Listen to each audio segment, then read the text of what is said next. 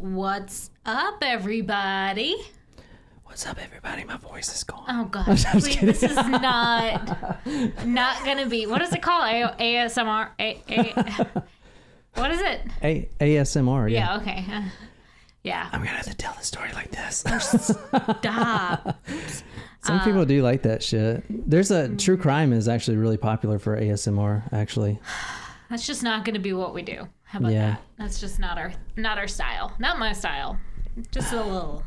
What's up, Daniel? Annoying. Natasha? I'm at work. Oh man, it's Saturday. Shit. Well, I guess we're at work too, kind of. Yeah, this is our part of our jobs. Yeah. Yeah. Mm-hmm. Yeah. Hey, what's Lauren. up, Lauren? I guess you guys are just waking up. Well, no, you've been up, Lauren. It's evening for her. No, it's like 3. No. Really? What time is it there? Really? It's like 5 hours ahead. Oh, fuck. 5 p.m. Holy shit. There you go. What is up, everybody? Oh, my God. Can we get this Dean Corll thing out of the way? Holy shit. I am so done. Let's finish this puppy up. I'm so done with this freaking killer, man. You know? So done. I'm trying to show you the Luna cam. If I can get it on here. Probably not though. She's sleeping. It's a rainy day over here. Kind of gloomy. Mm-hmm. We're in Charleston, South Carolina, and it is raining, like she said. Kind of gloomy, like she said. But we're not. We're in a great mood. So because we're here. Because we are here. Damn it, where's Luna? Where is she? We're still here. Luna, where are you? I'm trying to show you my dog. Where are you, Luna? Oh, I got you unplugged, baby girl. Hang on, she just opened her eyes. She heard her name eyes? 15. I mean, yeah, she still can open the other eye, even if there's no eyeball up in there. Hey, sweetie. Luna. She's like, where am I? Hey, girl. He's so cute. She is a nightmare. We did successfully re-potty train her, though, so that's good. Yeah, we had to re-potty train this dog. Literally 2 years. She's 2 years old. 2 years old. And she forgot how to pee outside. Mm-hmm, mm-hmm. But we are on track. It's been like it's been over a month since her last accident, so I think we're in the clear again. But I think it's the terrible twos or whatever. Yeah. But in case she reverts back again, we now have a ruggable in the living room, which is where she's been peeing. And I had to wash that thing like 7 times in the first 2 weeks that I got it because she had like seriously forgotten how to go outside. Yeah. You love who, Shram? You love Luna? She loves you too. Yes. Daniel says his dog does it out of spite. Did you see Shram's thirst edits of you? No. I think we should put them out. What do you mean thirst edits? Thirst edits. What we were talking about last night. I did log in just for a second this morning to post my own thirst edit. I think that's what it's called. I'm worried about what it is that you posted. I don't think it was that bad. Hold on, let me... Hey, Brittany. Let me see. No, I did not see any thirst edits of me. She posted one to open to all, and then I think she sent me one too. Hang on, let me see if there's another one. Hang on. I don't see anything. Go to your private messages from Shram. I just watched it when I was posting as you. Oh, what the fuck? Why are y'all posting video? What the fuck? There's like 7 videos of me on here. What is going on? Because there's more. There's more. I didn't see. All right. Let me. Here's one. Let me play these bad boys here. Oh no! I dropped my mouse. Oh, Jesus Christ! Hang on. What else we got? Oh, this one has sound. Well, I can put them on the big screen. Hold on. Let me put these bad boys on the big screen right quick. Sure goes, OMG, Nicole, you're married to that attractive guy from the videos? Whatever, dude. You really think so?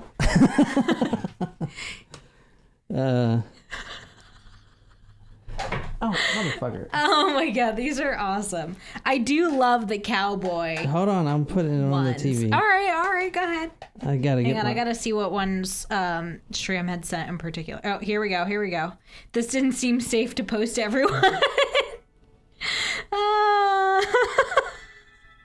What the fuck? What? All right, hold on. Let's.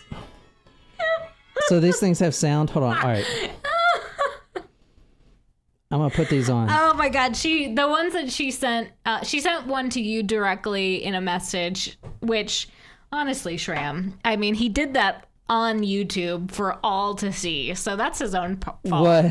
What? You'll see. You'll see. I didn't. The one I posted today, I didn't do it on YouTube. What are you talking about? That is too funny.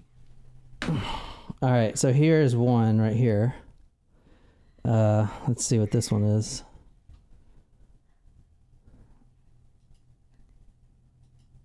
Has this got sound? Some of them do. What the fuck?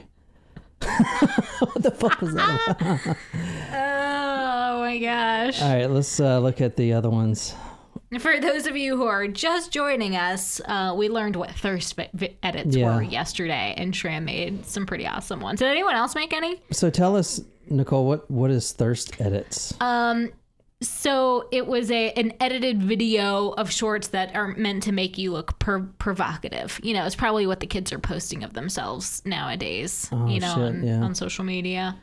You know, but instead of it just being a provocative photo, like it's provocative edited clips of themselves. But I'd never... Oh my God, what the fuck? You guys, are you serious? What is this shit? Shram is suggesting mute them just in case, for copyright. Oh, shit. I hope that didn't get copyrighted. So they're all music? They're just me in a cowboy hat. So this is the one that I posted today. You posted one? Yeah, of myself, a thirst edit. Oh, okay. And it's provocative. So is this what you were doing when you couldn't sleep? No, this was this morning when I got out of the shower. You're like, I'm feeling good about myself. Oh, wait, hold on. Yeah. Oh, shit. Hold on. Let me start that over. Shit. All right, here we go. This is my thirst edit of myself. Like, worried. Mom, I killed Dane. Oh, it didn't come to the thing. I said, Mama, I killed Dean. Let me put it through the thing. Let's see. Oh, man. All right, here we go.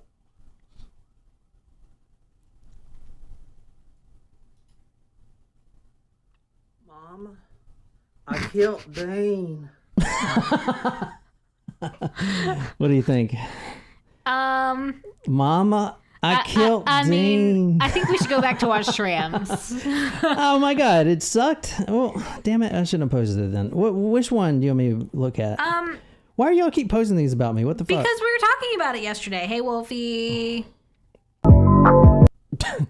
What the fuck? Okay, Are you serious, Ram? You reposted what I just posted about the what the fuck? I'm kind of mad. This is what she reposted. Look, I just posted that. Yeah, she made it better for you.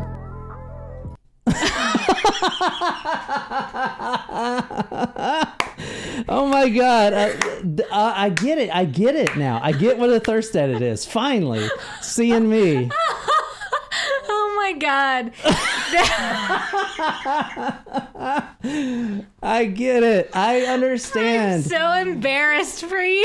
I finally. But also, I know that you're like, yeah, I look good. No, I don't. I'm so happy. Look.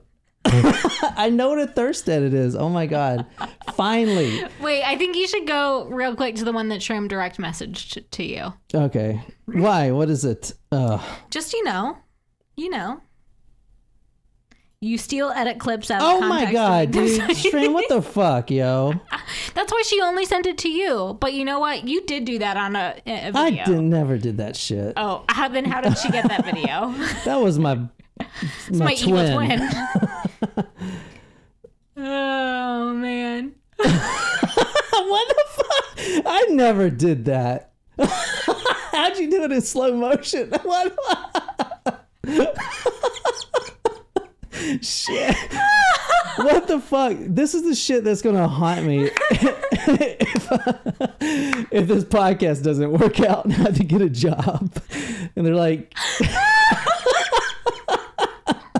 oh my god, I'm dying.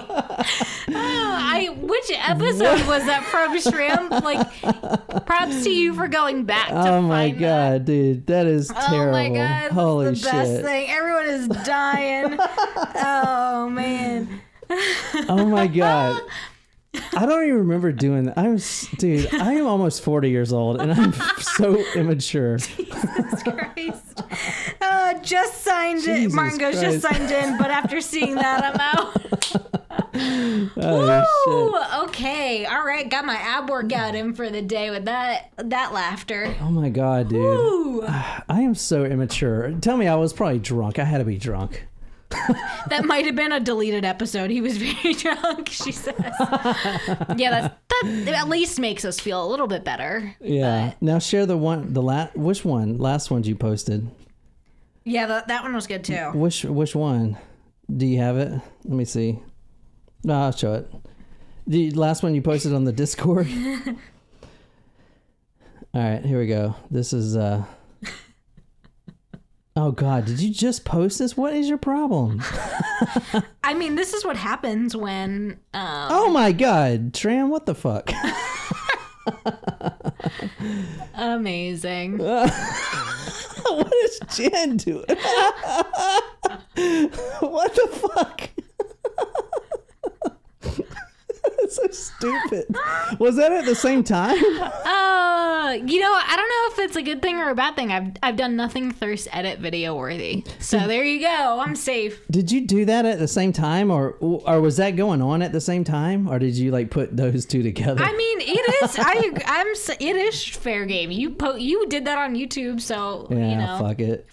At the very least, it's available for our Discord friends for them to watch anytime they would like. Well, on that note, no, there's nothing fun for me. It's fine. But on that note, I feel like we should. I know Jen's not here. She is hosting a St. Patrick's Day party later today, and I think she's working, so she wasn't going to be able to make it today. So we won't be singing, but we'll still just have a little. Well, who's it to? No, we're not going to do the dedication. Might as well dedicate it to somebody. No, it's got to be with the song. Yeah, but you This can one's still to you, dedicate it. Shram, for the thirst edit. Thank you. Thank you. Ooh. Suck it down. Ew. Actually, that was delightful. Suck it down. Delightful. Malibu. What is up, everyone? Welcome to Talk Murder to Me. Oh, man. New top tier content is those videos now. There you go. Oh man. Oh yeah, maybe like exclusive membership is like membership to our OnlyFans or something. Yeah. Which we don't have. You can post it to all my hate threads going on that people talk about me, which they do exist. Well, I kind of love it. I know. A lot of them say this guy's immature. You should say, no, he's not. Look at this.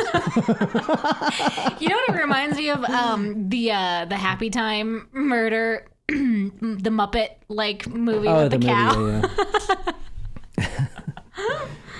Oh shit. So, dude, I've got to get this Dean Corll thing done. All right. This is going to be freaking long. And we are not going to even do the Belgium story today. Let me just say. You're going to see, we're not going to have time. We're not going to have time. And you know what? We're going to make it a special episode since we're going to Belgium next week. We'll do it next week, right? Belgium? Yeah. How the Dutch say Belgium. Oh, really? Belgium? Yeah.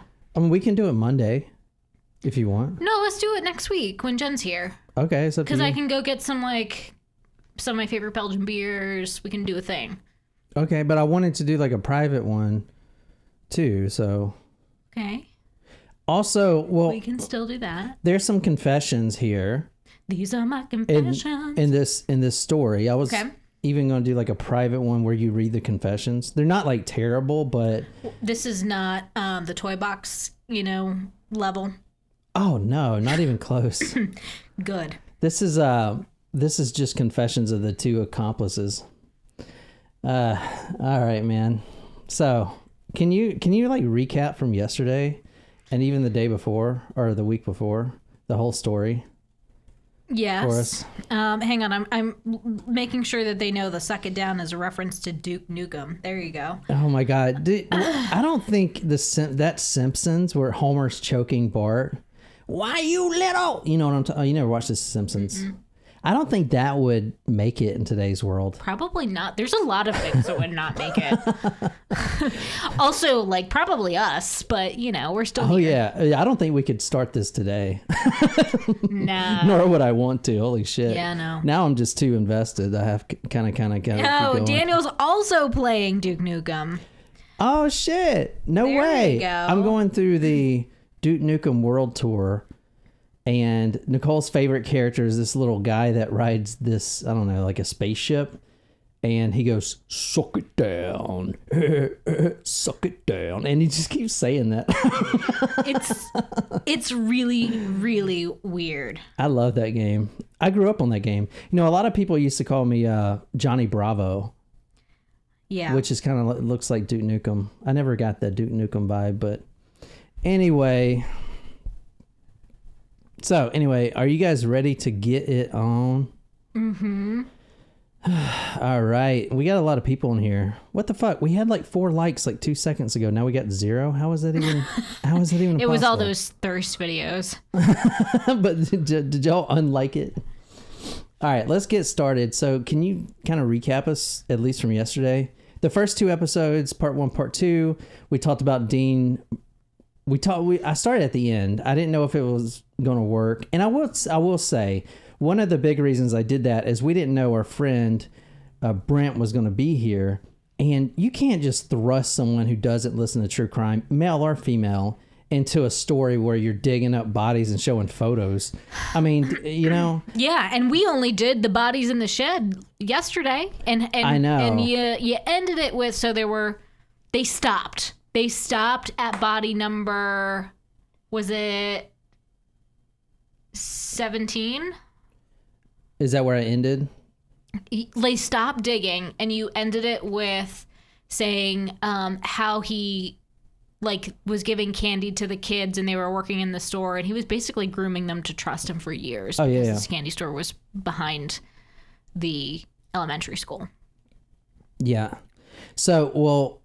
If you guys tell me in the chat right now, how many people have heard the Dean Corll story from other podcasts? Now we're back up to 4 likes. What the fuck? I think it's YouTube is going in and out. Tell me how many people have heard of this story before me. I mean, probably everyone. It's a big story. I mean, I definitely had heard the name Dean Corll. Yeah. And I knew that there was like the Candyman, but there's also, isn't that a horror movie too? The Candyman. Yeah. Yeah. But it's not related. No, I don't think so. So I guess I thought it was more related to the actual horror movie. Sydney's going to Disneyland? Oh, man, dude. Y'all should meet up. Nice. Yeah, y'all should meet up. That'd be cool. You know what, Sydney? I'll send you a bunch of roller coaster videos to your cell phone. Of people getting decapped and stuff. Stop. Decapped. That's fucked up. Oh, shit. Anyway. All right. So you do not have to go back and listen before you watch this. If you're watching this right now and you haven't seen the Dean Corll thing, we'll kind of go through it. But I started at the very end where he was killed. Mama, I killed Dean he was killed by his accomplice, Wayne Henley. And I want you to also think about today, because we're going to talk about his role in the murders, and because he's trying to get out of prison right now, a compassionate release. So we're going to judge that one today. Yeah.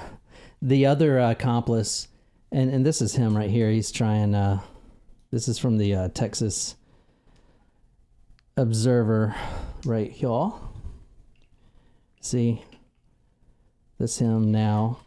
Wayne Henley Jr., gray-haired 66-year-old, serving 6 life sentences. Yeah, I feel like if you have that many life sentences, you shouldn't get out in that lifetime. I don't know. I know, but in today's world, there are a lot of social media people, like TikTok especially, that will go to bat for these serial killers. Like the Menendez brothers, they were... But why? Like, can we go to bat for people that Because actually, people- like, haven't killed other people? Because I don't people are know. dumb and they follow this sheep mentality. So if someone says, all right, well, Wayne Henley shouldn't be in prison because he was groomed at an early age and he wasn't even the killer. He was just, he had to do it because he was getting forced by Dean Corll.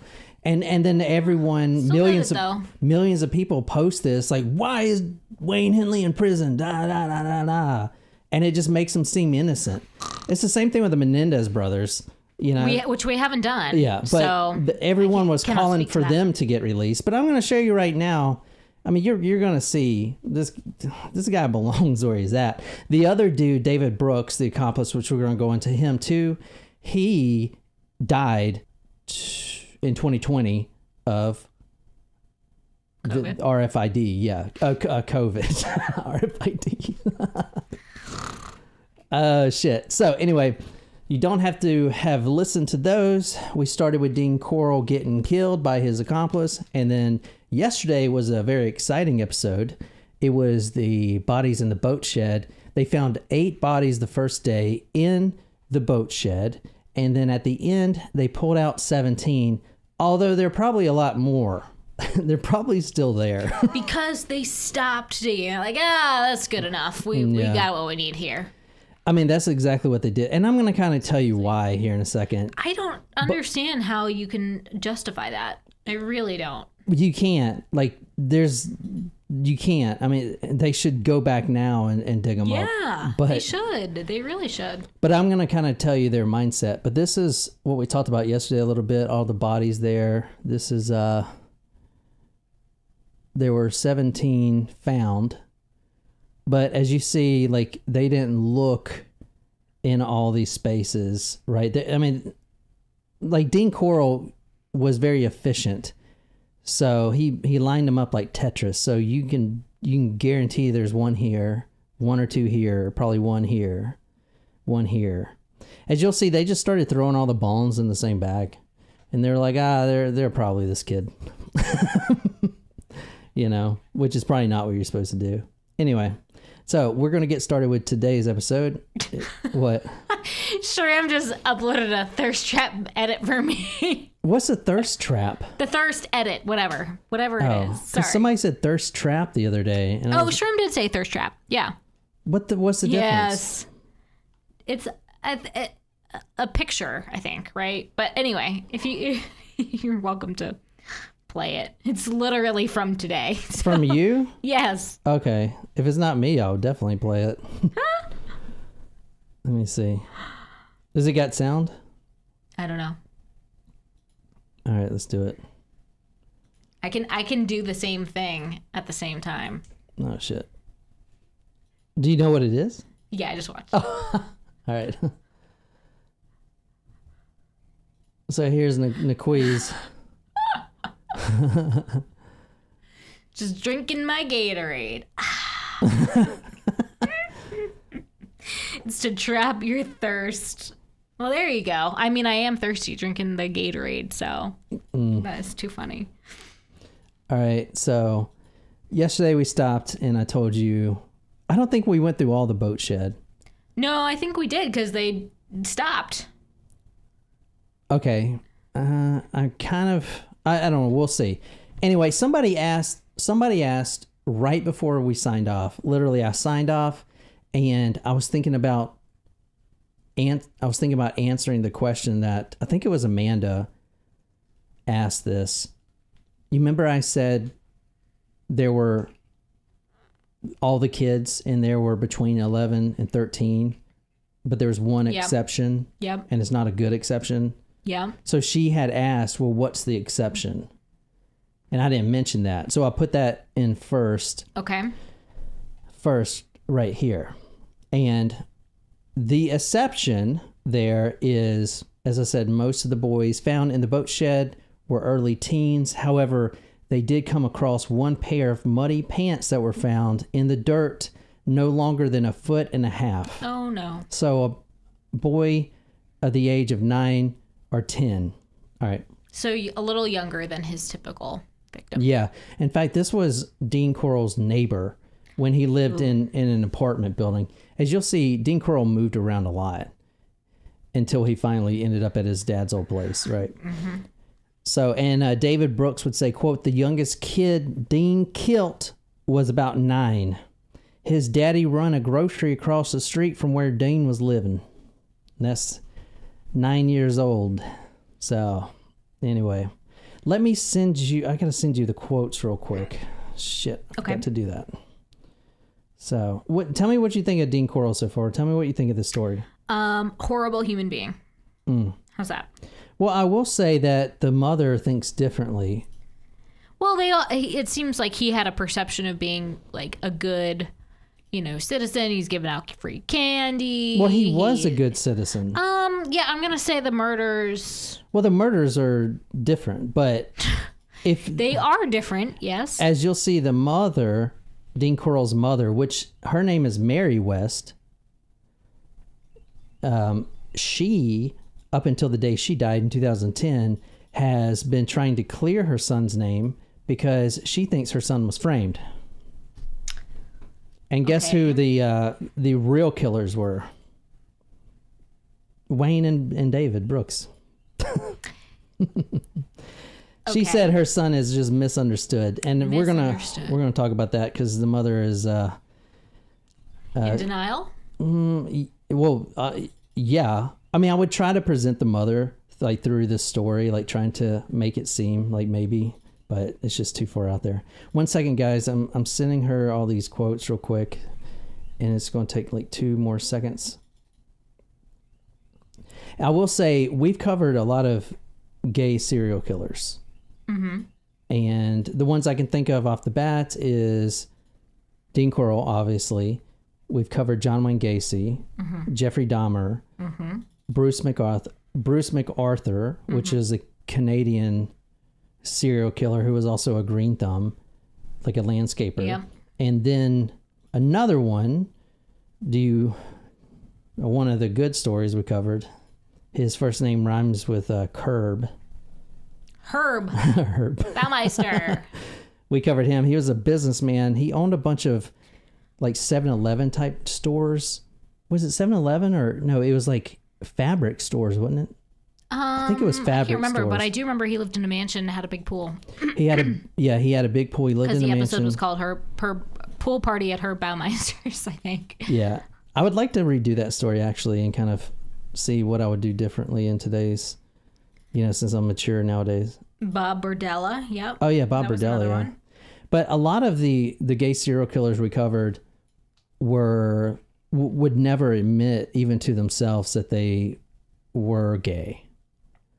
And Dean Corll's a little bit different. As you'll see, he didn't really he accepted it himself, but he would never let his mother know, because even after his death and all these kids were unburied, the mother adamantly says before anything, the most important thing is her son was not a homosexual.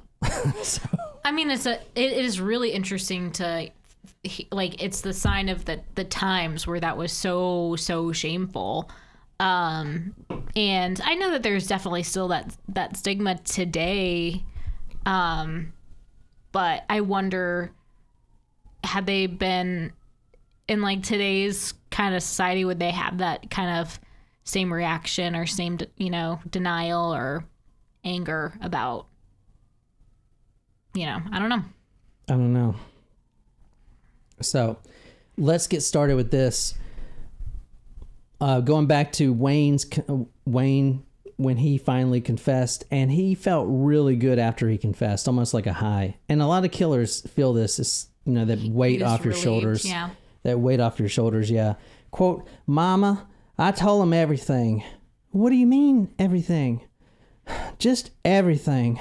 "Oh, Wayne, Mama, be happy for me, 'cause now, at least, I can live." I mean, literally, he sounds just like that. Mama. Yeah, I liked the video. I killed that you Dean. showed yesterday. Yeah. Oh, Wayne. Holy shit. All right. We are going back to the boat shed just for a little bit. But if you want to read the first one I sent you, and we are reading from the book Man with Candy and also the book Candy Cards. The Man with Candy by Jack Olson, Candy Cards by Robert Brown. And in the corner of the shed, they found multiple graves. If you want to read that one. One by one, the bodies of young men came into sight, most of them in advanced states of decomposition, each wrapped neatly in its own plastic. One had been buried sitting up, 2 others in the fetal position, one on its back, and many bones were intermingled. Detectives wearing surgical gloves knelt under the fire department floodlights and groped for bits of rotten flesh and crumbling bone, fighting nausea and hoping that they were not mixing up the final remains. Oof. Yeah, it's pretty bad, isn't it? Yeah, that's brutal. So, most of the bodies were found in the boat shed. We are going to go to the beach. A couple bodies were found at the beach. Now, 29 is the number. One's still unidentified, but there are most likely a lot more out there. Oh, yeah. Because, definitely, as you'll see, even before he met Wayne Henley, he was digging in several different places. So, and we'll talk about that. They had all seen death. Now, this is the diggers and the detectives. They had all seen death, but none had encountered the wholesale transfiguration of roll-licking boys into reeking sacks of carrion. Carrion is decomposing flesh. 8 bodies were uncovered by midnight the first day. By day 2, it was nearly impossible to separate each victim from the next. If you want to read the next one. We had to reach in with our hands and separate little bitty bits of bone from crushed shell and muck, and then pitch them up into bags. Detective Larry Earle said earlier, we were pulling hair out of the mud in chunks, working in mud made out of dirt and rotten blood. It was caked on our shoes. It got into our clothes. It was awful. One of the newsmen there at the boathouse, and if you guys, I showed you all the pictures yesterday of the boathouse and the bodies, stuff like that, so we're not going to do that again. But, so go watch that video if you weren't here. But a newsman that was there at the scene, he was observing what was going on. He said, quote, the city sent out a backhoe that just wasn't big enough, and all the work wound up being done by hand. Naturally, the men got a little short on patience, and they kind of jumbled bones around. When they came to graves with more than one body, they just divided the bones into body sacks about equally. I really couldn't blame them. Isn't that crazy? Because you're not supposed to do that. It's like an excavation. Yeah, exactly. You're like, okay, there's a body here. Let's put all the parts in this bag. Yeah, because they got to bury them. So now you're burying a kid with like someone else's bones in it, you know? But given the fact that they also just stopped at a certain point, yeah, kind of doesn't surprise me that they were willing to be that careless. Why do you think there's a couple motivations why they stopped. Okay. One of them, as you know, is because of the horrid conditions. Horrid, yeah. Horrid condition. What'd I say? I don't know. Oh. Horrid. One of the reasons is because of the terrible odor and the conditions of which they were working in. Mm-hmm. There was no ventilation, really. It was a boat shed. They only had that one door. They should have knocked the other wall out. I don't know why they didn't. Yeah, true. I mean, it's definitely a big enough crime scene. I know, exactly. And, I mean, that's just a boat shed. That's just what do you call it? Like a sheet metal, I would imagine, on the back. You just knock it out and then staple another piece on there. It would have made things a lot better. Yeah. You know? I mean, but they didn't. So that was another reason they stopped. But there was another big reason they stopped as well. And that was because they were getting close to reaching a number of another killer who was the most prolific in Houston at the time. and they did not want to surpass that number because that would be terrible. So they literally stopped. Oh. That killer's name is Juan Corona. I haven't done a story, but I just know he killed 25. I believe I saw 25. Yeah. So they didn't want to pass that number, and they knew they didn't want to be known as having the most prolific serial killer in Texas. Well, also let's be honest, like all these boys went missing, and if you go back into the police records, they were all just like, they're runaways. They're probably just hitchhiked. kids. But these were 11-year-olds. Yeah, that's really young.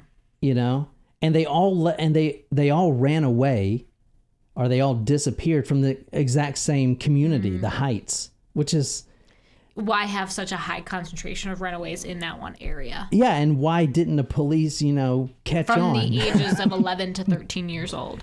But when they go back to the statements, it's all like, your son's he'll be back next summer, I promise. Yeah. Now, not every cop is like that, but the thinking in this department was kind of geared towards that way with this. And, I don't know. What do you think? Yeah. Yeah. No. All right. So that's the reason why.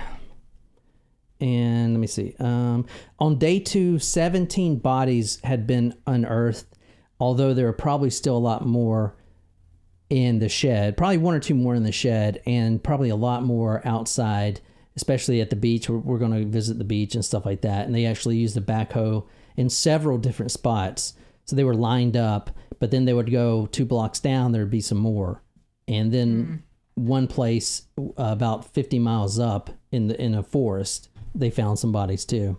So anyway, that is what we're talking about tonight. We're going to I'm going to tell you who the Candyman is. Who is this guy? You don't even know yet. Well, I know he works at a candy factory. All right, so this family owned. Yeah, family owned. Yeah, exactly. Dean Corll, his background, I'm going to kind of run through this kind of quick, but he was born Christmas Eve 1939 in Waynedale, Indiana, which is right outside of Fort Wayne, or it's actually a part of Fort Wayne, the military base, Fort Wayne. His parents, their marriage was pretty stormy, pretty turbulent, but there was no violence. The mother is very adamant, and she kind of says this braggingly that there was no violence in any of her 5 marriages.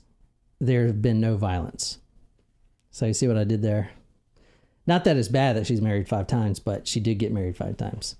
That's probably no violence. I mean, hey, spousal abuse is prominent, so I guess that's pretty good odds. Yeah. Now Dean was the oldest of 2, and they grew up on a farm. So I did too, but I'm not a serial killer. Can you read the next one? From Dean's mother, Mary West, from the time he was little, he never went any place to see anybody else.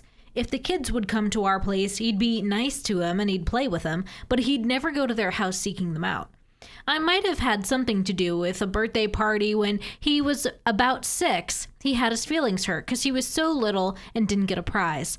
I thought that bothered him, so whenever birthday parties would come up, I wouldn't make him go. You would never hear him say, "Could I go to so-and-so's to play?" Stanley was always out running with the other kids, but Dean would stay home. Yeah, Wolfie, I didn't mention that on purpose, but I can't get anything past you. She said she was married twice to Arnold, the father, and that is true. They try to make things work. She actually did that twice with another man too. So I can't get anything past you guys, man. You guys are too good. Like any small detail that you're like, I can skip this. No, I wasn't going to skip it. All right, I'm going to be honest. I kind of wanted to make it seem like she was worse than she was.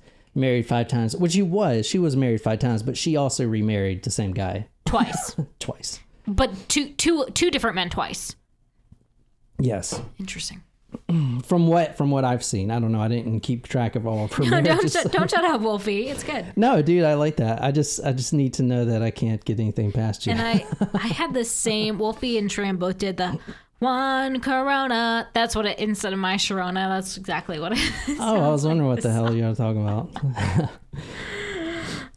So Dean's mother, her name is Mary West. And that was like Fred and Rose West. Yes, I know. I can't not think about it. Right? Yeah. I thought about that the whole time. Any relation?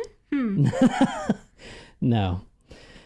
At 7 years old, Dean Corll suffered rheumatic fever.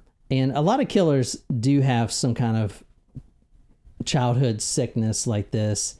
And it kind of did affect him. Not only that, he was discovered with a heart murmur, and that made him not be able to exercise or partake in any physical activity. He couldn't even play baseball. He couldn't do anything. Okay. He couldn't do anything strenuous at all, even like swimming. So going to the beach. he was left out of a lot of things. Well, yes and no. He was left out, but he didn't really mind. He was a loner, as you're going to see. And he wasn't bullied or anything. And he was attractive. Like, he had a lot of women suitors, but he just rather have been alone, and that suited him. So he wasn't really too upset when he found out that he couldn't run and play with the other kids, because he wasn't doing that anyway. Okay. He did join the band and play trombone for a while, but that wasn't really physical. That was just so, and he did okay in that. So he was well liked, like I said, but he was just an outcast. He was a worrier. Now, he was a good kid, not a great kid, but a decent kid. And he did respect others, and he worried about everyone else's well-being. Mm-hmm. He was the guy that would give up his seat at the lunchroom for someone. Like, he was a good kid, a really good kid. So what happened here, Great question. A note about the mother real quick. On the day that the news broke until her death in 2010, Mary West was adamant that her son was innocent in everything.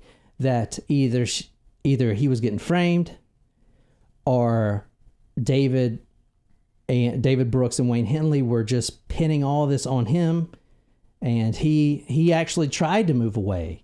As you'll see, like right before this happened, he was about to move to Colorado. He was trying to get away from these bad influences, these killers. Mm-hmm. The mother was really adamant about that. That this whole thing, they're just dragging her son's name through the mud. It couldn't be him. He's not even homosexual, So,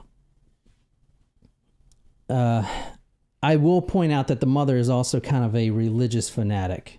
And she belonged to the Church of Religious Science, which we had a roommate that, remember the Church of Science, Church of Science, Religious Science? Who knows? Oh.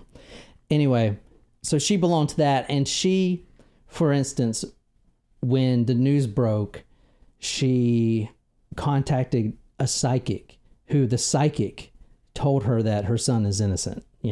It's well, if Miss Cleo says, then it must be true. Okay, can you read the next one? Her intuitions confirmed, the resolute woman began a fight to clear her son's name, starting with the open letter to Henley and Brooks. It burns me up that the newspapers are publishing stories about 27 dead boys, and they don't say 28, she exclaimed. Dean was killed too, but they don't count him. It's not 27 boy deal, it's 28 boy deal. I'm gonna slap a suit on the paper someday. I can't wait till the front page in Houston says Mary West sues TV stations and papers for $100,000 apiece. Maybe she's on to something. I mean, I'm gonna say no. At the end of the day, we'll actually never know, because Dean has been killed. Dean has been killed. Dean can't defend himself. Literally 99% of the people that knew Dean had nothing but good things to say. Mm-hmm. The community loved Dean. Wait, but that's we not true, because there were survivors from the night that Dean was killed. So we do have more like survivors from the night. Rhonda Williams. Rhonda, yes. And then Ben Carley. Yeah. Exactly. So, like, had there be no survivors, period, to his torture techniques and all that stuff, there may be a sliver of possibility. But sorry, that takes it right out. Yeah. Sorry, Mama. But I don't know though, because she called on another clairvoyant, and this clairvoyant said that yes, her son was involved, but he had, quote, been used by others, end quote. Now Dean was twice these boys' ages. Mm-hmm. At the time he died, he was 36, I believe, somewhere around there. And, you know, these boys were 18. Yeah. So, and this clairvoyant, I will mention, decided that her son has been used because, and this was a tarot card type of reading, where she examined the date and hour of Dean Corll's birth and then flipped over a tarot card, and it, you know, however that works. Now, I do want to say, I've never mentioned this, but there's a lot of people out there, a lot of true crime fans that believe in the psychic thing. I need to mention this again. I need to mention this. Just listen to me. Okay. Every once in a while, a psychic gets it right, but I'm freaking telling you, on every one of these episodes we cover, they always go the psychic route, and they're always wrong. I just don't mention it because I just don't think it's important. The police do it still today. They always do it. The psychics usually call in and, you know, okay, yeah, I can help you. I just need more money, or I need publicity. Money. But they're never right. They're right sometimes, but like the majority of them are not. So I just want to get that out of the way, because a lot of people think that psychics, you know, solve cases, and that's just not true. Slim. Yeah. Sorry. I hope I didn't offend any psychics or witches. Wolfie says they got a psychic. Damn, I didn't see that coming. So let me see. Yeah. Also, can you go to a psychic and, like, if you go to a tarot reader, do you even have to introduce yourself? Because shouldn't they know that you're coming? You just stand there and just expect to be, you know. Well, I don't know. I don't know how that works. Maybe we should get into it. All right. Another psychic said to the mother, quote, he couldn't possibly have done it. He couldn't have even been homosexual. Another psychic told Mrs. West that Dean's only involvement in the case was that he knew something he didn't tell soon enough. Can you read the next one? Mm-hmm. Hey, Katie and Christopher, long time no see. Oh, what's up, guys?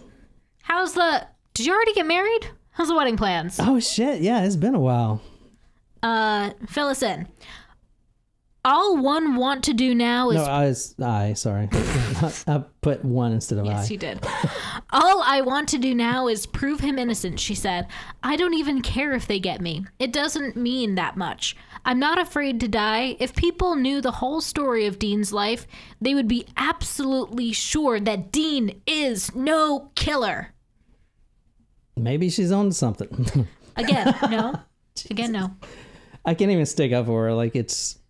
At this point, it's kind of sad. All right, when Dean was young, the father got divorced, and she had married a traveling salesman at one point. Mm-hmm. But Dean, you know, born in Indiana, mm-hmm. Indiana, Fort Wayne. Mm-hmm. He moved to Vidor, Texas. Have you heard of that? Let's actually look this up. I'm really interested in this city. Vidor, Texas is the home of the Imperial Wizard. Like of Oz? That's what I thought. No, of the KKK. Oh, God. And oh, geez. Yeah. So I was interested in that because, you know, apparently, and here it is right here. If you see Vidor, Texas, small little town. The town now has 10,000 people from a 2021 census. 10,000 people. Okay. And all right, the Imperial Wizard, which is such a dumb name. I mean, it's like Dungeons and Dragons. I didn't even know that was what he was called. I thought he was called like the Grand Master or something. Anyway, we're talking about the Ku Klux Klan, which we soon learned it was not the Ku Klux Klan, like I've been saying for all these years. It's the Ku Klux Klan. Anyway, this is where the imperial wizard lived. So obviously this town is still, pretty, they still have these ideologies, right? So out of 10,000 people, how many African American people you think live in this town now? None? 7. Boy. 7. So I was just really interested. I wanted to see it. I would not want to be anywhere near that place. place. Because I know, right? And apparently they still have a lot of the same feelings on things, if you know what I mean. Jesus. Yeah. Well, this is just the interstate. Let me see. I mean, isn't that bad? Yeah. That's pretty sad, you know? I mean, if someone lives there, they may not be able to help it. And I'm not saying it's a bad place, but I mean, crazy. So anyway, Dean went here to high school, this Vidor High School right here. But he, despite going to probably the most racist city in America, I would imagine. Brittany would like to remind you that in Vidor, Texas is also where her case request is from, Kathy Page. Okay, nice. Is it related to... I don't know, but she would just like to remind you, as a friendly plug, maybe you need to write that on a sticky note. Yeah. Do you have a sticky note? Yeah, I had one. Kathy Page, Vidor, Texas. All right, let me see. Yeah, let me write a thing down right now. Good plug, Brittany. Yeah. I need a pen. Yes.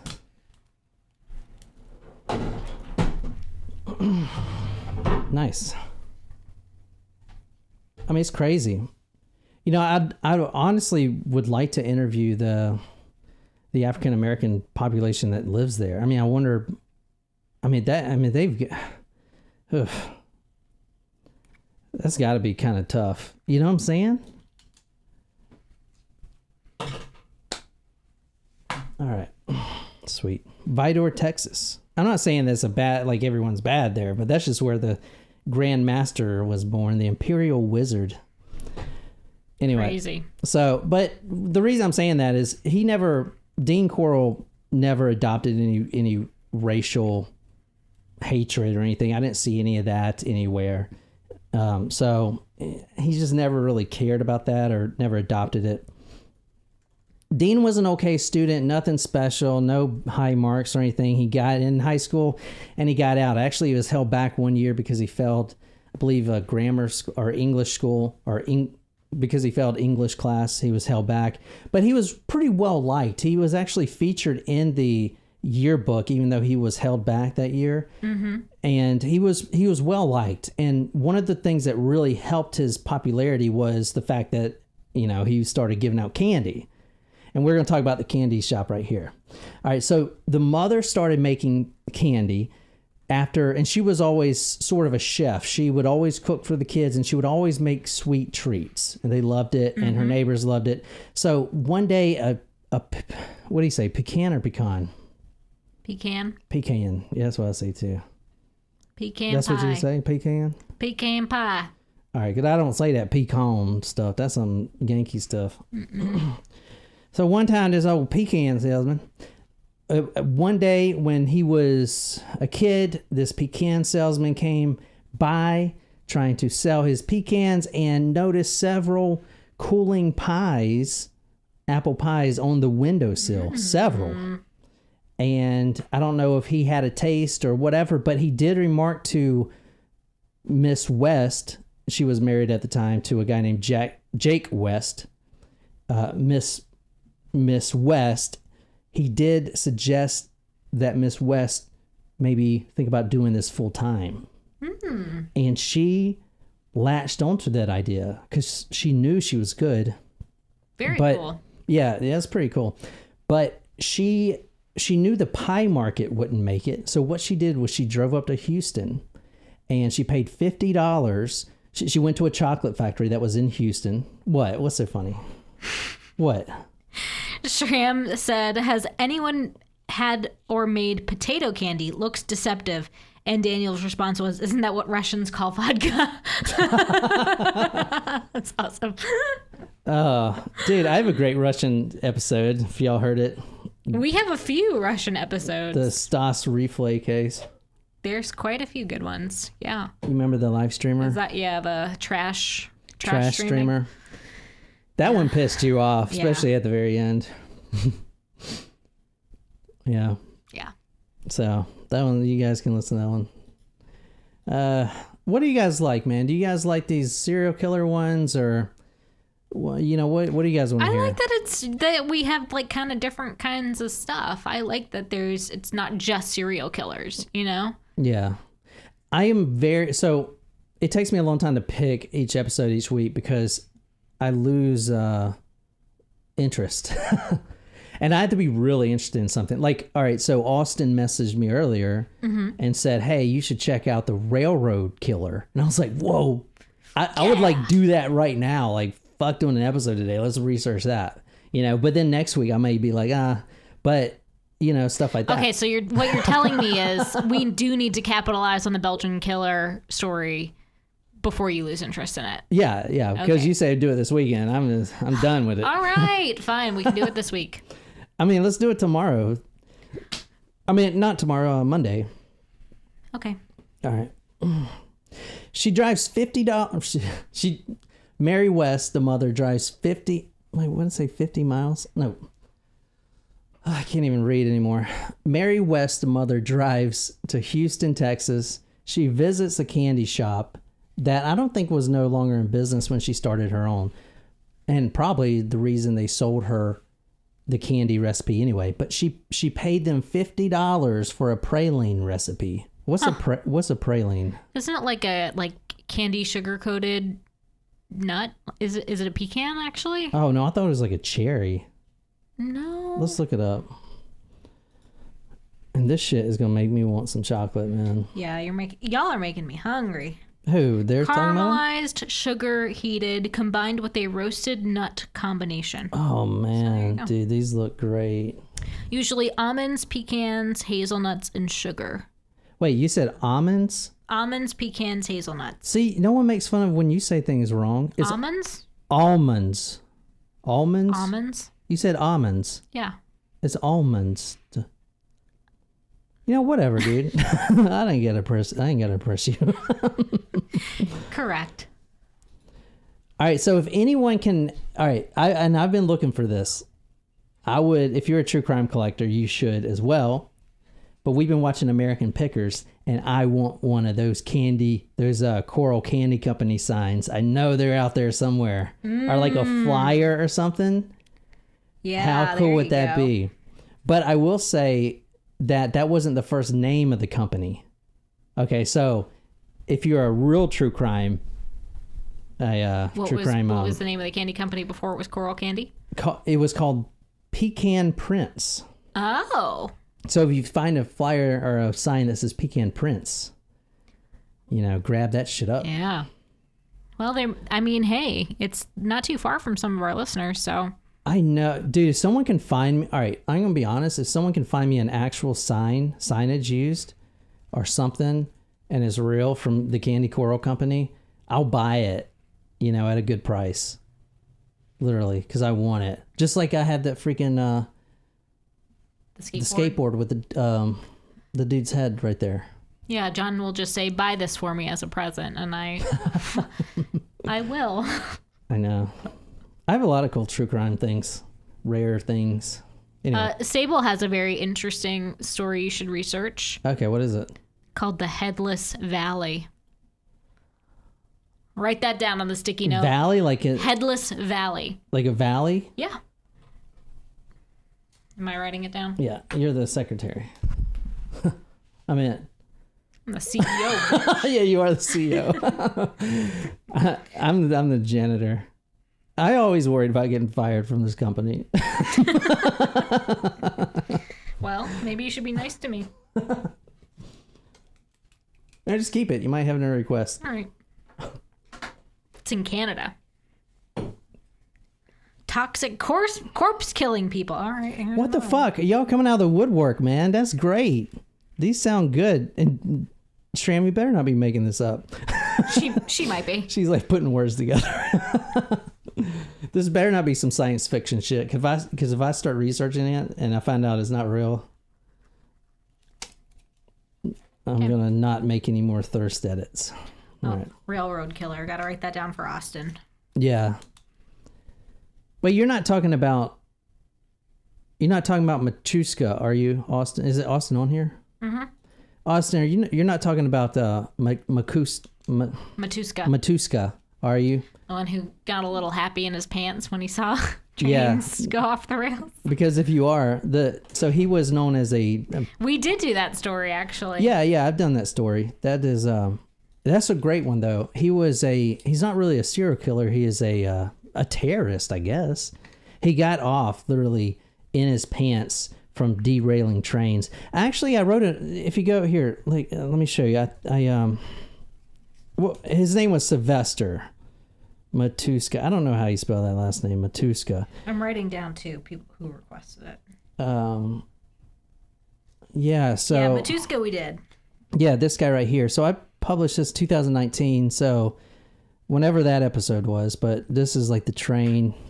That was a wild one. Right here, Austin. It's what episode is it? He will trade you 300 Bob's Burgers comics. For what? I think the candy sign. That's great. It's episode 104. It's called Choo Choo. Here comes. Damn it, this thing's so slow. Look at here comes murder. Look at it, murder. This has got a Blippy song in it, I'm pretty sure. Oh, gosh. Yeah. Yeah, this guy was messed up, man. Look at this. Derailed trains. Crazy. I mean... Okay, let's get back to it. But these are the stories I love, so... That was a good one. It's very unique. Yeah. You know, and stuff they don't cover on Morbid. Oh, my God. You have got to get over this whole jealousy of other podcasts thing. Ay. All right. So she drives to Houston, and she gets a praline recipe.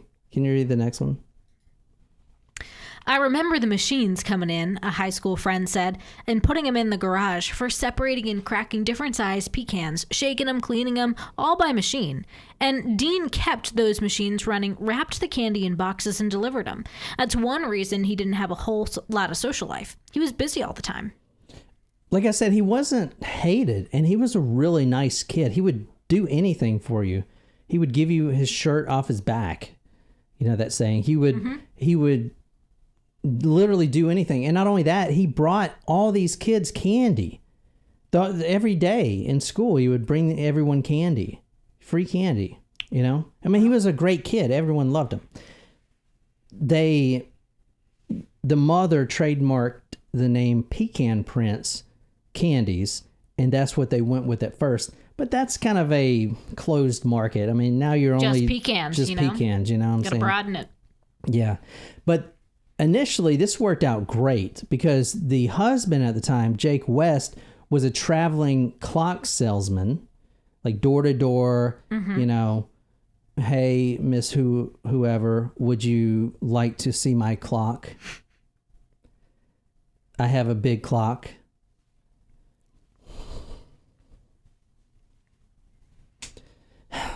So, as a traveling salesman, he could bring these candies with him and say, here's some candy for your clock. You know, here's some candy.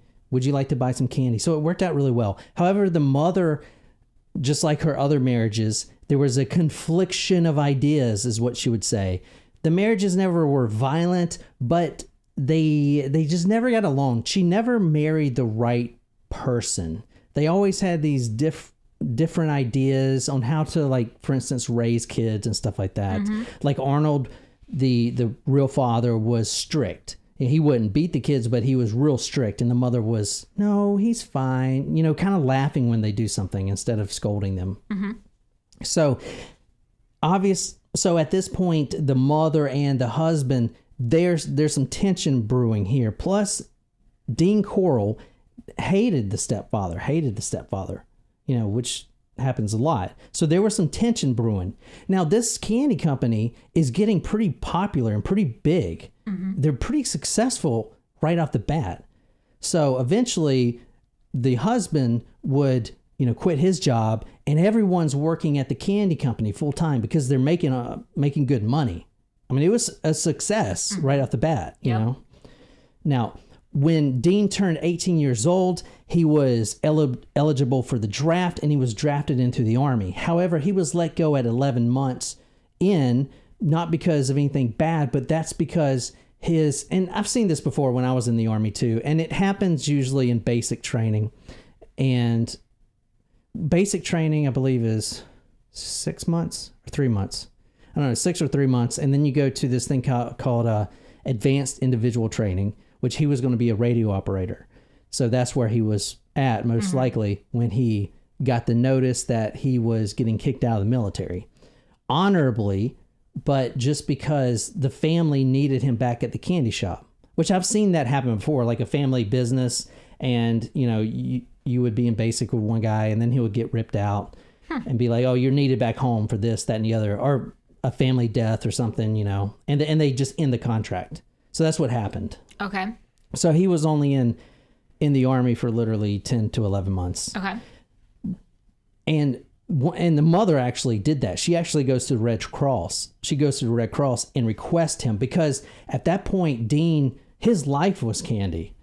His life was candy. And not only that, he was a one-man shop. He was the Candy Corll Company. He knew everything, because, I mean, this was when he was a kid when they started it, when he was like 10.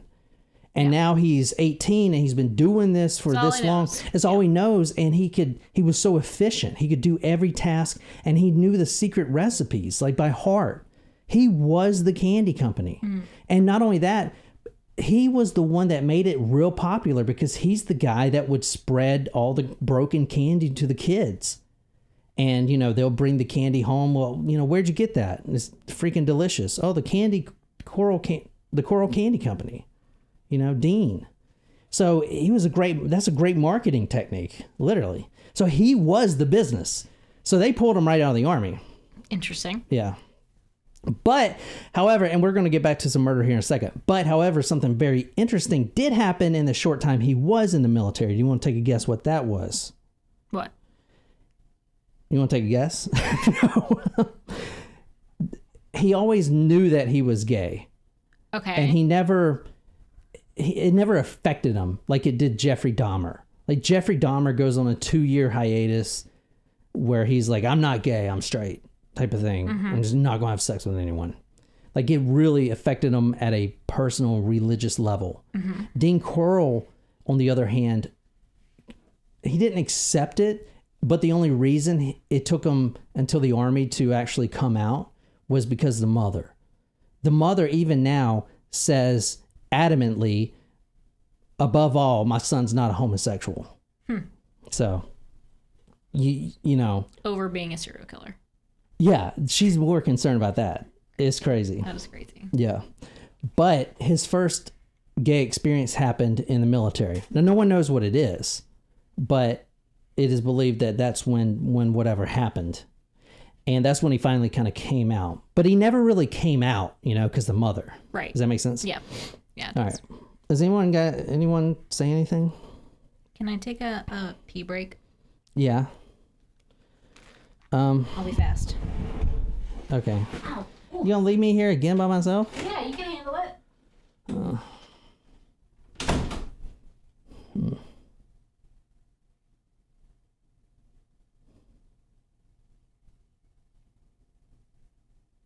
I can't handle it.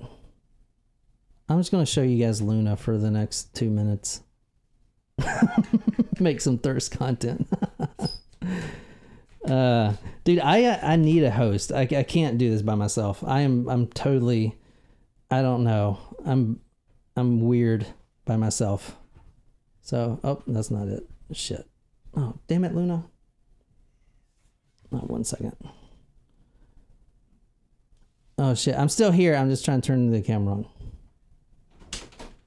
Oh, shit. Well, now she's back. What were you going to do? I was going to turn the camera on. Go ahead. You still can. Show everybody Luna. This has been the worst experience of my life.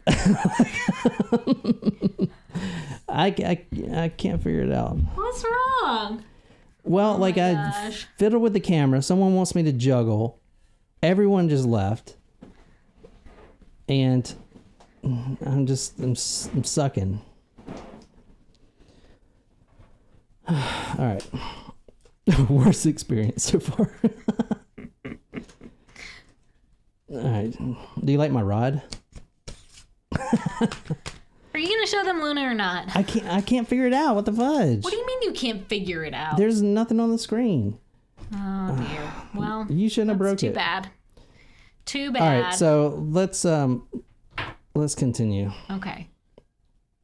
because I can't figure this out. Well, that's a shame. Sorry, guys. You won't see how cute she is. All right, well, how was your pee? It was great. I feel a lot better. That's good. What color was it? It was still yellow, still dehydrated. So That's because you did that workout. I don't know why you keep working out. We do the burpees. That's all you got to do. I still like to do other workouts. So I feel like you're cheating on me. Forget it. Let's I feel like you're cheating on me. get back into it. With Tunde. Well, Is that her name, Tunde? yeah. There we go. There she is. Hang on.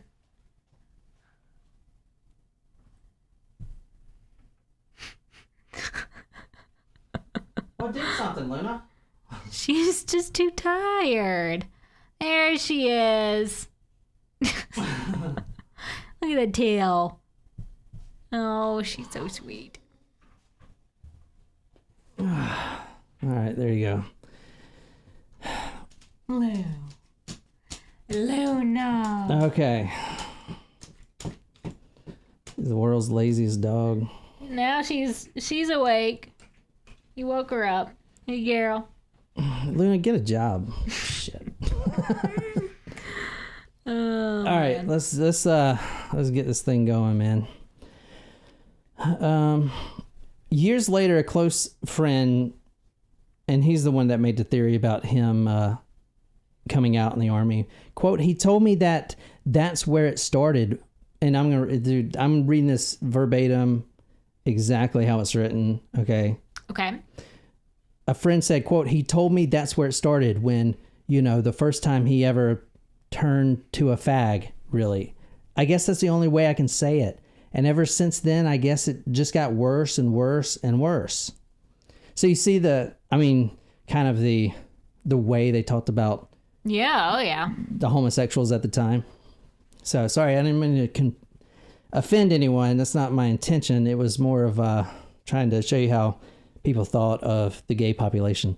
Now, he came back and he wasn't a part of the homosexual community, which did exist. He did go to bathhouses at some point. There is but he would complain that they were dirty, so he just kind of stayed away from them. There is a guy that did a radio interview after he was killed that came out, and he didn't give his name, just that his name was Guy. Mm-hmm. But he says that Dean met him in this supermarket bathroom, and they went out on dates and everything, and nothing but nice things to say. He was very sweet. He liked to cuddle. He wouldn't force anything on me, but he did mention one thing.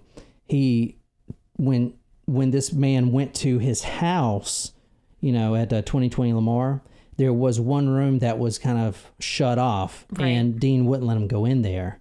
And that was presumably the torture room. Yeah. So, and one more thing about him being gay. And this is interesting to note because of the mother, right? Because this story, I really do believe Dean, his personality comes from the mother. Because the mother was kind of eccentric.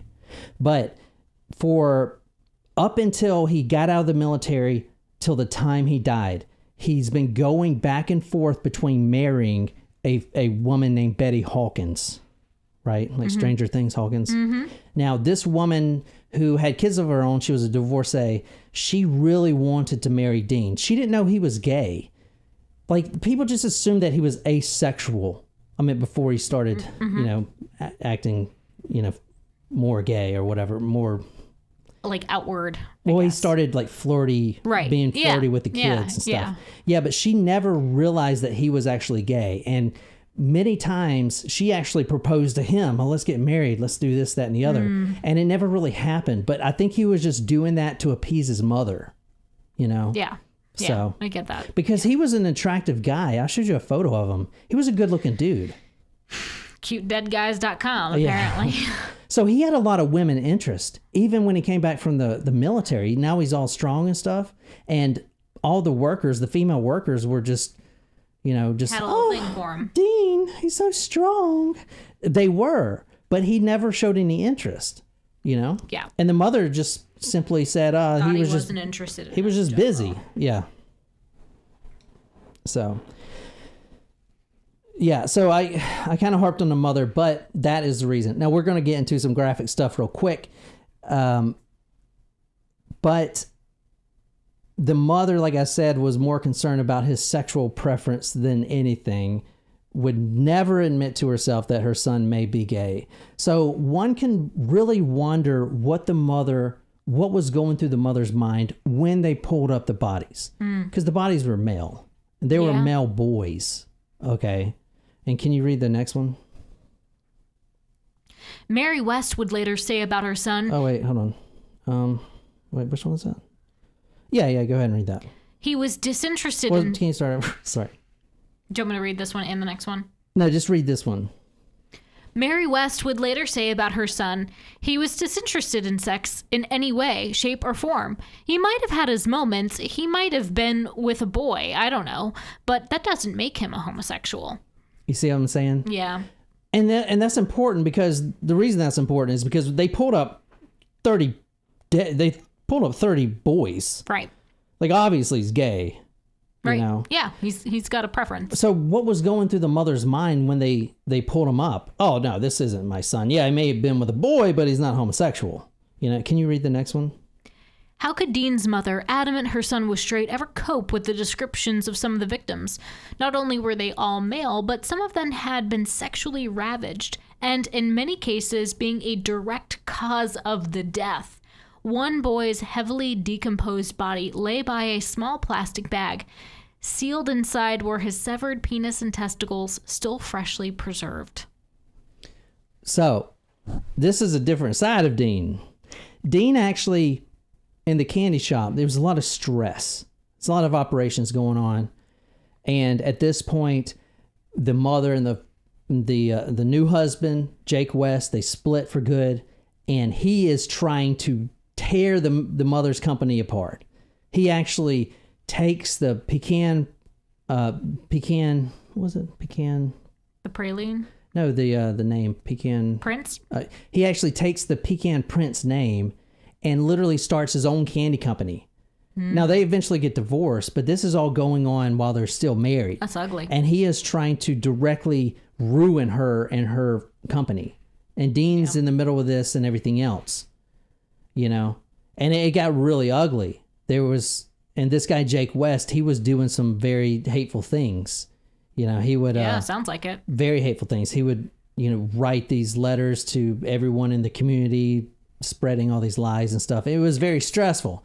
So what I'm saying is Dean had this room that the employees called the, quote, pouting room. And that's where Dean would go. It was just a little sealed off closet. And he would express himself by saying no, not like that. What else am I supposed to think? Shit. Some candy, some wine, janitor's closet. I mean... He would go in there and just let it all blow up. Let it all... He would just go and blow his top all over the walls, and it was all sticky. Stop it!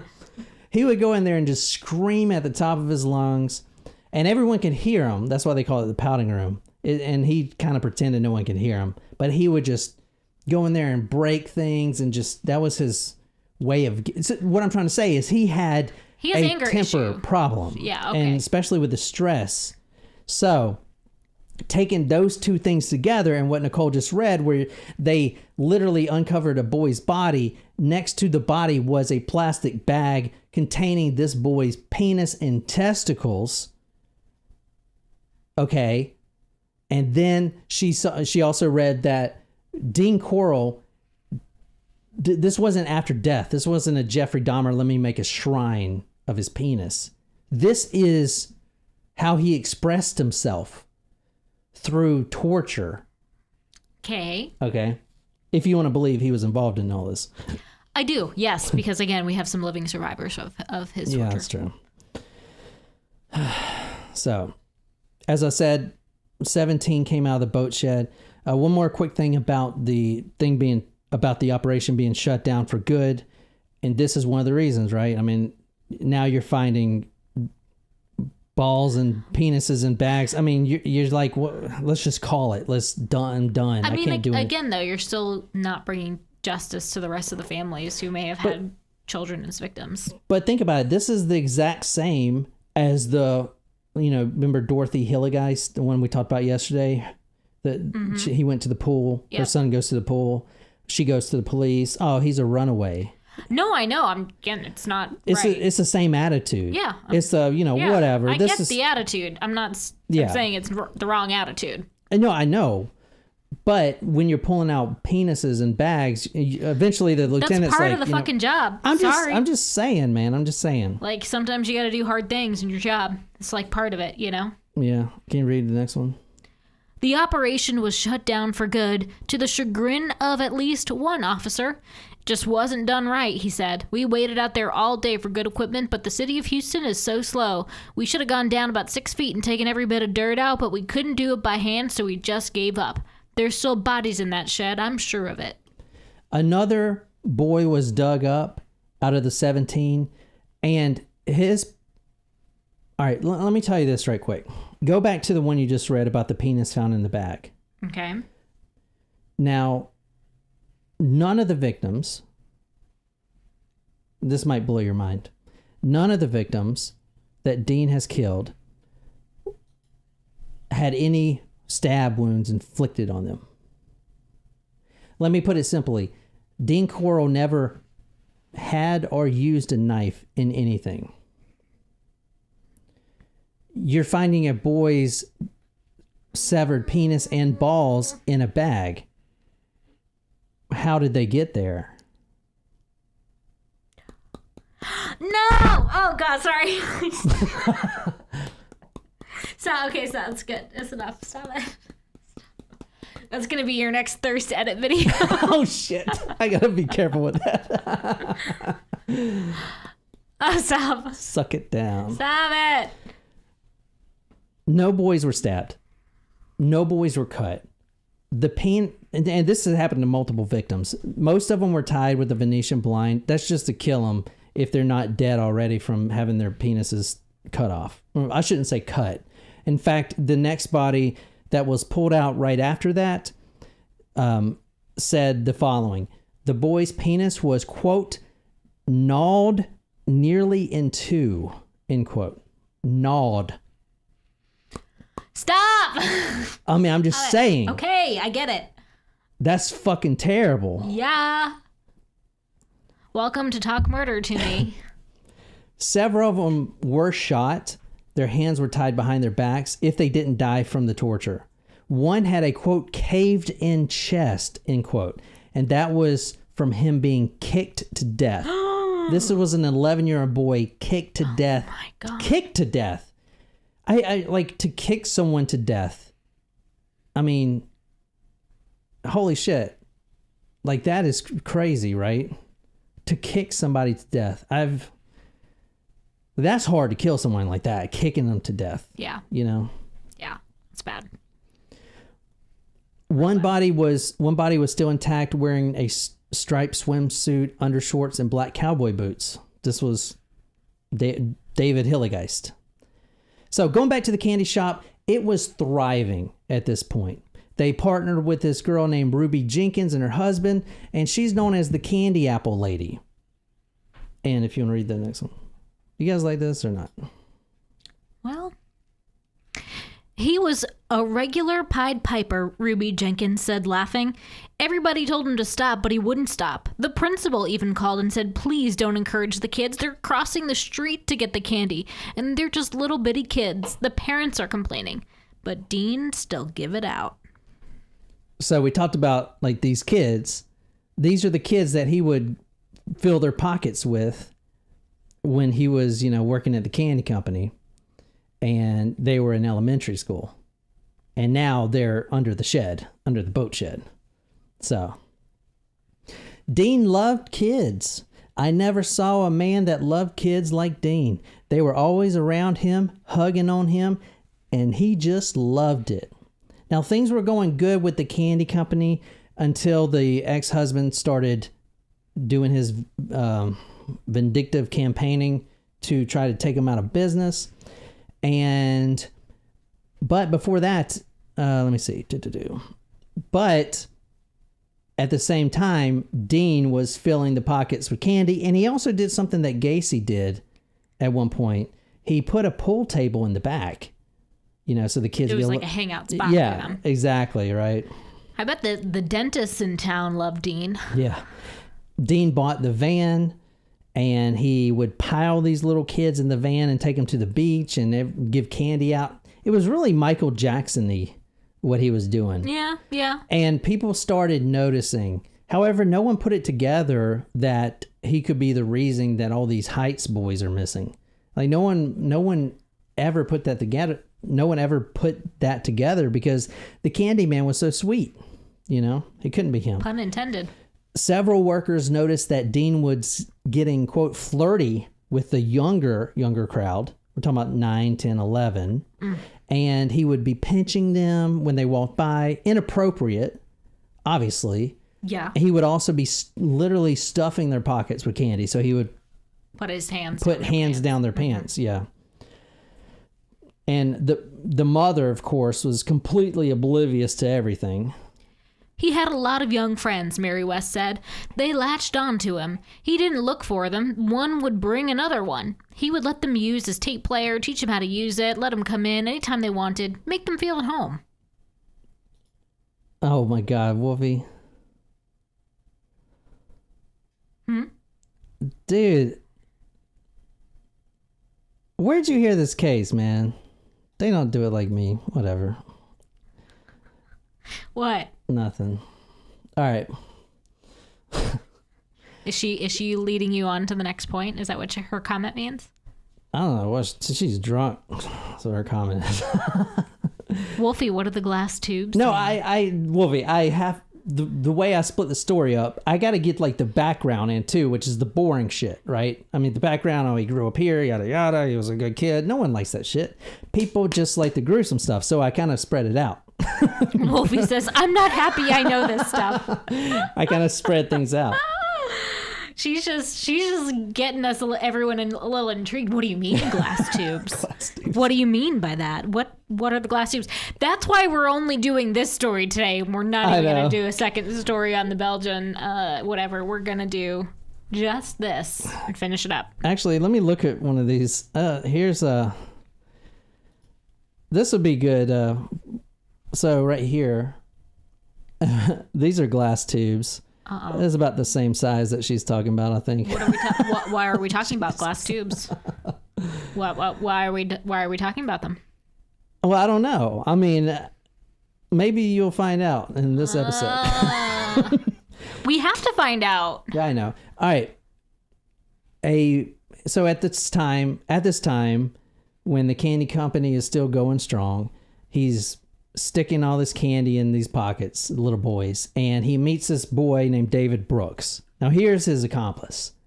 However, he doesn't meet David Brooks until David Brooks is in the 6th grade. How old are you? Are you in the 6th grade? Like 9? Like 11. Oh, really? I thought it was younger than that. No. So he meets David Brooks, which is it's hard to describe these kids, because if you look at the police reports, they're all dopers and this, that, and the other. But that's not true. A lot of them do come from broken homes, but they're not all bad. David Hillegeist wasn't not a bad kid. Yeah. Not a bad kid. You know what I'm saying? It's almost like the police are kind of they just assumed that everyone was if they were disappearing, they were into bad things or something. He meets David Brooks when David is in the 6th grade. And for the next episode, I was going to do it on this one, but it's getting kind of long. I want to read his confession. He has 2 confessions. And David Brooks blames a lot of it on Wayne Henley. David Brooks, kept it on the record that he was never involved in the killings. Okay. And David Brooks is dead now, so he ain't getting out. But Wayne Henley may get out. So that's what I'm also trying to... Like, we don't want... Or do we? Like... I don't know. We haven't talked about him. I know. But anyway, in 6th grade, he meets David Brooks when Brooks is in 6th grade. And he starts coming on to Brooks. And Brooks doesn't really understand everything that's happening. But he does understand cold hard cash. And even though it's $5 to $10, it's paying him not to do anything to Dean, but to give David Brooks something.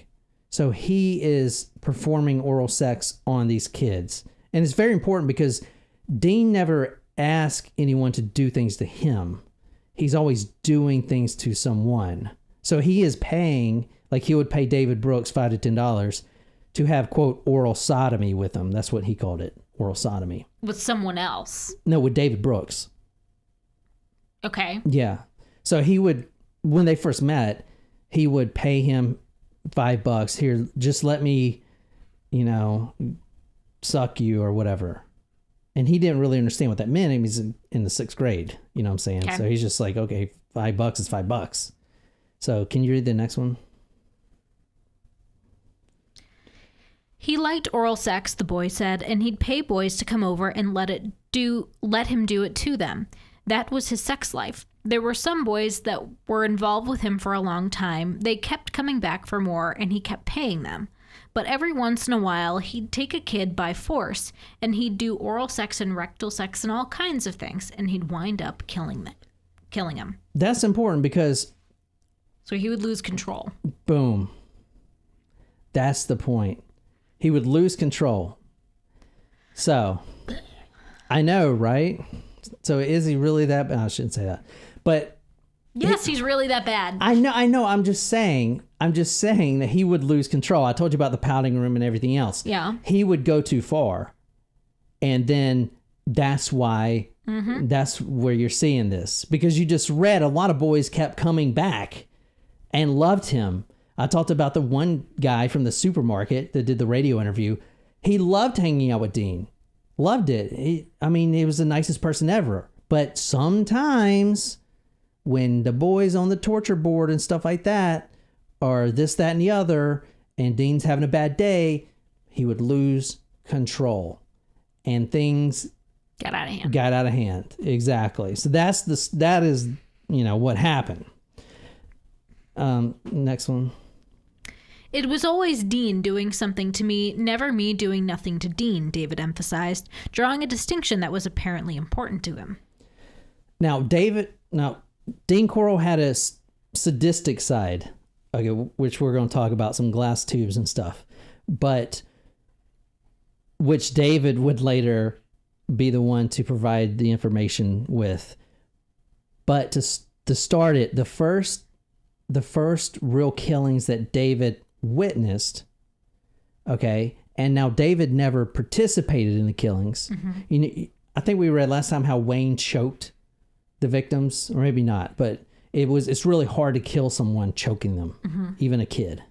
Okay, David never did that according to him. But one time, quote, I come home and Dean had 2 little old boys tied to a board in the living room. 1 second. David was also living with Dean at this point. David was the permanent roommate, basically. David didn't have a job. He was living off Dean. Dean was supporting David at this point. He moved out of his house and moved in with Dean. He was groomed, basically. Yeah. Yeah. So let me start over. Quote, I come home and Dean had 2 little old boys tied to a board in the living room, and they was all 3 of them naked, he said. Quote, Dean jumped up and said, I'm just having some fun. And he promised me a car if I kept quiet, end quote. He bought David Brooks a Camaro for his silence. That's kind of fucked up. Wow. David came out and said that Corll had a sadistic side. I told you about him gnawing off penises, but he also did some other things. Sometimes boys were tortured by glass tubes being inserted into their body openings, including the penis area, if he had a tube that small. Now, it's important to know at this time, the father, at this time, Mary West's ex-husband, is on this vindictive campaign, so the company is suffering. The candy company eventually closes down in 1968. Things are getting stressful. Dean takes a part-time job at the Houston Power and Lighting Company, where he has access to things like acrylic paint and glass tubes. He was actually a relay tester, so he literally worked with these glass tubes. So he would take them home, he would steal them, and insert the bigger ones into the anus orifices, and then the smaller ones into, once these glass tubes were inserted into the orifices deep enough where he thought, okay, this is deep enough, he would then break those tubes. So, like, he would kick it, like with his boot or whatever, just kick the top of it, and it would shatter inside the boy. So a lot of them died like this, right? I mean... It reminds me of Junko Furuta, where they put the light bulb. Yeah. Put the light bulb in her. Yeah. Oh dear. So that was pretty bad. The glass tubes. He also had this one thing that he loved to do is he would now these are boys 10 to 12. He would like to pull the pubic hairs out one by one. And remember, he's not using a knife or tweezers or anything. He's using his mouth. He's doing all this. He's doing all this with his mouth. This is really making me painful. Making you painful? You ain't got a penis? I know. But like just this I'm feeling secondhand pain right now. Yeah. Yeah, so Wolfie says literally shattered him. I mean, he would insert them, and I mean, glass tubes, they're from the power company, so what I just showed you is probably what he had. There's no one that I saw a picture of, but he would insert them in every different orifice, including the penis, and then just stomp them, I guess. We got it. I'm just saying. He would stomp them or break them somehow. They would all get broken up. And they found the glass, like shards of glass in the... We got it. This is what David says.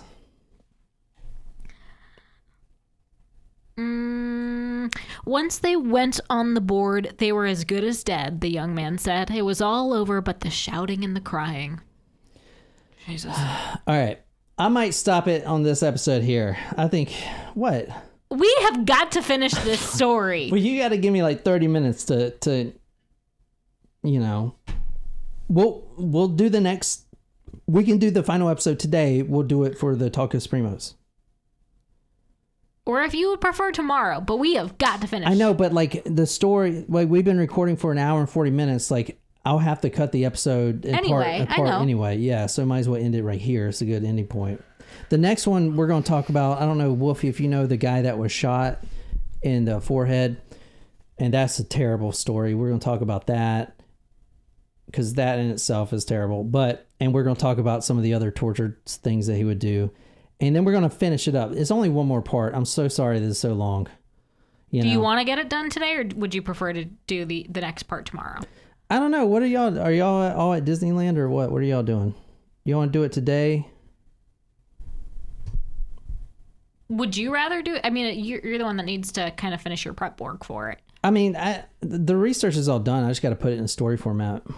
And I already have half of it done. So it's only going to take me a little bit. Why don't we give it like... Would anyone want to do it later tonight? Take a break, get something to eat.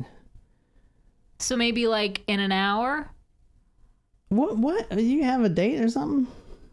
No. Whatever John wants. I mean, what do you guys want? Like, when would be best for everyone? Literally, like an hour from now or 5 hours from now, a night episode? Like, what's better for you guys on your schedule? And I'm talking about you guys as far as the Tacos Primos, because it'll be unlisted. So, I'm off all day. They got nothing but time for you. Yeah. All right. Well, how about this? What time is it? It's about 2:40. Maybe do a poll. I don't know how to do a poll on Patreon. That is a good idea, though. I mean, I didn't know you could do polls on Patreon. I guess so. I think we should have some lunch. Yeah. You put the story together. I think we need minimum an hour. All right. Well, why don't we do 2 hours since it's 11 for tarot? That'll give it to be 1 p.m. there, and that would be 2:30, 3:30, 4:30 for us. We'll finish it and then get some dinner. But are we eating lunch? Yeah. I'm hungry. Yeah. All right. So we'll be back in 2 hours. I'll set the video up now and release it, but it will have the countdown for 2 hours from now. All right. And this is before the unlisted Tacos Primos because this is what you guys pay for. So we'll finish it up. I swear to God. All right. Sounds good. Yep. And so that is part, I don't know, 4. Fuck. That is There's a lot of parts in this one. That is another part of the Dean Corll one. I hope you enjoyed it. We got one more coming up and I swear I'm done. And that's all I got. So let's get out of here. All right. For another 2 hours. All right. We'll be back. All right. We'll be back. So until next time, good night, you lovely, lovely people.